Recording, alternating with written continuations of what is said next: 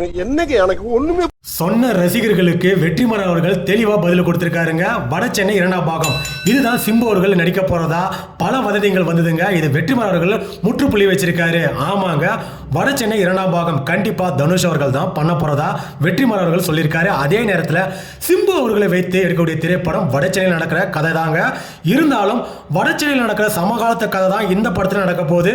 அது மட்டும் இல்லாம வட சென்னையில் வந்த கதாபாத்திரங்கள்லாம் நம்ம சிம்பு அவர்கள் நடிக்க திரைப்படத்தில் வரப்போகுதுங்க. அந்த கதாபாத்திரம் சோ வேர்ல்ட் ஆஃப் வட சென்னை புதுசா ஒரு வேர்ல்ட கிரியேட் பண்ண போறாரு இயக்குனர் வெற்றிமாறன் அவர்கள். இதனால ரசிகர்களுக்கு எல்லாம் பெரிய எதிர்பார்ப்பா இருக்கு. இந்த படத்தை பத்தி தனுஷ் அவர்கள்ட்ட சொல்லும்போது 100% நீங்க பண்ணுங்க சொல்லி பர்மிஷன் கொடுத்திருக்காரு நம்ம தனுஷ் அவர்கள். சோ இந்த கார்ப்பரேட் இஷ்யூலாம் வராது சொல்லியிருக்காரு வெற்றிமாறன் அவர்கள்.